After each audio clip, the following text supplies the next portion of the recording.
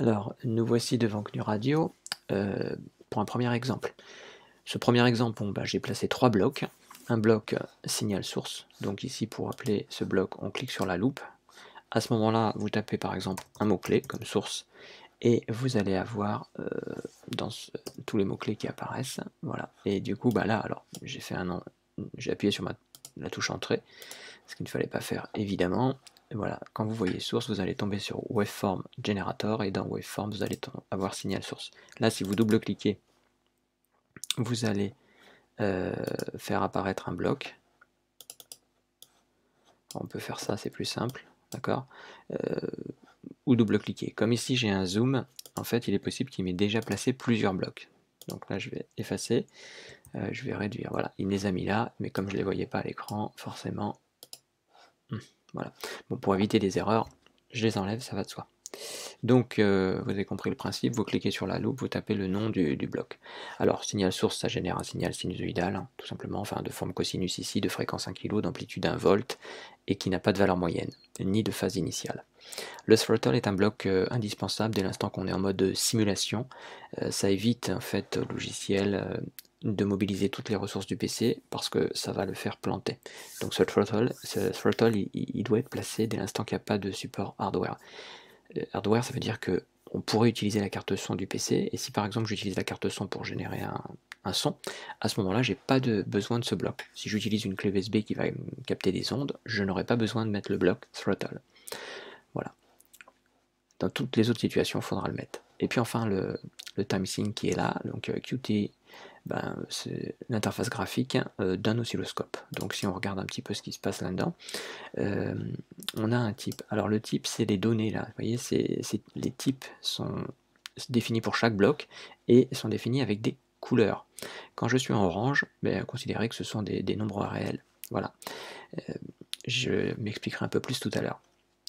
Sur le timesync, vous pouvez définir des labels. Donc là, ici, vous voyez, on verra apparaître le mot amplitude. Il va calculer 1024 points. Donc ça va définir en fait la valeur des échelles en X, je vous expliquerai ça. Le sample rate est défini par cette valeur qui est dans variable ici, par défaut 32 000 Hz.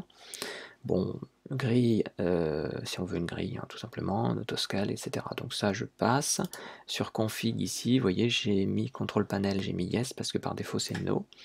Et ça me permettra d'avoir un contrôle sur l'affichage.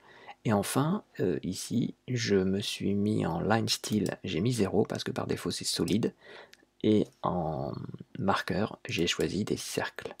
Alors qu'est-ce que ça veut dire ça? Ça veut dire qu'en fait, ici on va avoir des points qui vont définir ma courbe, et entre chaque point il n'y aura rien, il y aura des trous. Alors que si ici j'allais sur line style dot ou solide, j'aurais une connexion entre chaque point. Voilà. Je vais lancer ma simulation. Et voilà ce que j'obtiens. Alors bon, ici, on peut se mettre en autoscale, on peut jouer avec la souris, je peux ouvrir un rectangle virtuel ici, et ici, voilà par exemple, voir ce qui se passe au niveau de ma courbe. Vous avez, donc là j'ai agrandi la fenêtre, vous avez vos échelles, l'échelle temporelle ici va être définie en fonction du nombre de points, donc vous voyez par exemple ici, je vais me remettre en autoscale, voilà, toc, je vais jusqu'à environ 20 millisecondes. Bon, je peux cocher gris, je peux cocher autoscale, par exemple. Voilà, la synchronisation, et on peut même stopper la simulation et la faire repartir. Bon, là, rien de particulier. Alors, je vais vous montrer maintenant comment on pourrait, par exemple, de manière interactive, faire varier la fréquence de ce signal à partir d'un curseur qui serait présent dans cette fenêtre. Donc je vais fermer la fenêtre pour cesser l'exécution. Ici, pour faire apparaître ce curseur, je vais appeler un bloc qui s'appelle range. Voilà, Qt, voilà, range. Et ici, je vais rentrer dans ce bloc. Ce bloc, il a une ID que je vais définir par un autre mot clé, frec. C'est ma variable qui va varier. Frec, par exemple, par défaut, sera à 1000 Hz. Donc ici, je tape 1000, pas 1 kg. Tapez bien 1000. Et ne tapez pas 1 kg parce qu'il ne comprend pas le cas. Mais lui, par contre, il va m'afficher 1 kg. C'est-à-dire qu'il va afficher les multiples sous multiples. Et on pourrait faire varier la fréquence, par exemple, de 1000 Hz à 10 000 Hz avec un pas, je sais pas, de 200 Hz par exemple. Voilà. Le widget qui va s'afficher, c'est-à-dire la manière dont on va faire varier la fréquence, ce sera à la fois un compteur, et alors là c'est que compteur, compteur plus slider. Je valide, donc comment ça se passe? Je relance la simulation, et là il ne va rien se passer, puisque évidemment, j'ai bien mon curseur, mais il ne va pas agir, vous voyez. Et pourquoi? Parce que j'ai bien sûr pas placé le mot fréquence qui est là, il varie bien, mais il varie dans rien. Et moi je veux qu'il varie ici dans associé à ce champ. Donc là je vais respecter le mot-clé, je retape frec. À ce moment-là, vous voyez ici, il n'a rien changé, il m'a mis 1 kg. Pourquoi? Parce que la valeur par défaut est de 1 kg. Je relance la simulation, et cette fois, je vais agrandir un peu ma fenêtre. Alors là, oui, la placer au-dessus. Autoscale. On va zoomer un petit peu ici. Et vous voyez que ici, mes fréquences varient. Jusqu'à montrer des choses qui ne sont pas très lisibles. On va voir ça après. Donc ça, c'est une première chose. Alors, là, bon, on fait varier la fréquence, très bien. On pourrait représenter des points connectés entre eux, d'ailleurs. Et puis, on verrait s'afficher la fonction sinus, cosinus, etc. Je vais fermer. Et maintenant, je vais changer ma fréquence d'échantillonnage. Ici, je vais me placer à 10 000 Hz. Voilà. Et ici, je vais rester à 1 kg. Ce sera plus facile. Dans ces conditions, je vais relancer la simulation. Et ici, vous voyez, je suis à une fréquence de 1 kg. Tac. Alors là, je vois pas grand-chose. Pourquoi? Parce que en fait, j'ai beaucoup de points. Voilà. Là, maintenant, je vois mieux. Hein, mais tout à l'heure, on voyait rien. Donc ici, si je stoppe ma simulation, je vois que j'aurai, puisque j'échantillonne à 10 000 Hz et que j'ai une fréquence de 20 kg, j'aurai 10 points par période. Donc par exemple, si je me mets ici et que je compte, j'aurai 1, 2, 3, 4, 5, 6, 7, 8, 9, 10 points. Voilà. Donc j'ai bien 10 points par période. Ça permet donc de cette manière de comprendre l'effet de ce paramètre qu'on appelle la fréquence d'échantillonnage sur la représentation du signal. Voilà. Bon, j'ai été obligé de zoomer. Maintenant, je pourrais évidemment lui demander ici de représenter moins de points. Plutôt que d'en représenter 1024, je pourrais lui dire, tiens, tu vas m'en mettre 200. Je relance la simulation. D'accord. Et ici, vous voyez, j'ai encore beaucoup de points, mais on devine quand même plus facilement les sinusoïdes. D'accord? Donc ça, c'est une première propriété à avoir à l'esprit. Ensuite, si j'augmente ma fréquence, voilà, ici, je passe à 2,2 kg. Bon, j'ai quelque chose qui est présent. Est-ce que c'est lisible? Bof, bof, bof. Pas trop. Pourquoi? Parce que la fréquence d'échantillonnage commence à être un peu faible vis-à-vis de celle-là. Là, on est à peine 5 points par période. Donc ça commence à être faible pour décrire une fonction sinusoïdale. Donc, que peut-on faire quand on est dans ces cas-là? Parce que parfois, vous allez le voir, quand on va mettre ici un périphérique hardware style une clé USB, la fréquence d'échantillonnage de la clé est définie par son horloge.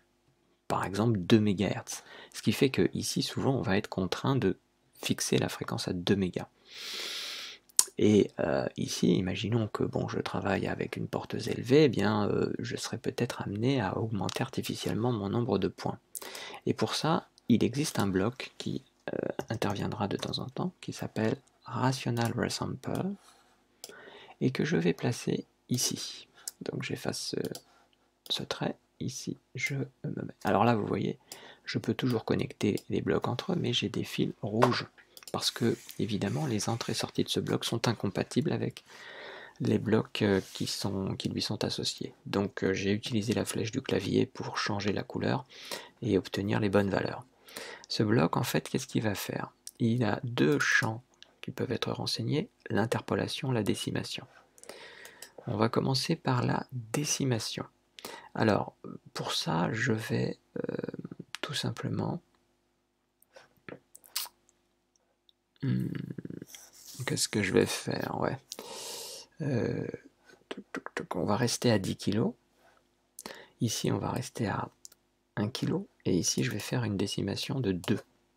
Donc là, je vais mettre 2. Voilà. Je relance ma simulation et je vais vous expliquer ce qui se passe. Alors, je zoome, comme tout à l'heure, sur... Voilà, pour essayer de voir mes courbes. Que se passe-t-il? Bien ici, vous voyez que sur une période, on a 1, 2, 3, 4 points. 1, 2, 3, 4, 5 points, excusez-moi. J'en ai compté 4, donc il y a 5 points. Et pourquoi il y a 5 points? Bien parce que tout à l'heure, on en avait 10, hein, quand on était évidemment à 1 kg et qu'on échantillonne à 10 kg, ben, il y a 10 fois plus de... La fréquence est 10 fois plus grande, donc ça veut dire qu'on a bien 10 points. Mais ici, quand je mets ce bloc de décimation, eh bien on va réduire le nombre de points par 2, on va diviser ce nombre de points par 2. Donc on va passer de 10 points par période à 5 points par période. Voilà, donc la décimation, si vous voulez, eh bien c'est comme si j'avais mis ici une fréquence de 5 kHz. D'accord? Ça, c'est une première chose. Maintenant, si je reviens sur ce bloc et que ici je remets une interpolation de 2 en laissant une décimation de 2 et que je relance la simulation, eh bien je vais repasser à 10 points par période. Et ici je zoome et vous voyez, je retrouve mon nombre de points par période, hein, celui que j'avais, c'est-à-dire 10 points par période. Pourquoi? Parce qu'en fait, ce bloc-là, là, il a évidemment aucun intérêt. Il divise par 2 et il remultiplie par 2 avec son champ d'interpolation. Voilà. Donc ça permet peut-être d'appréhender ce bloc qui interviendra dans certaines circonstances et de mieux le comprendre.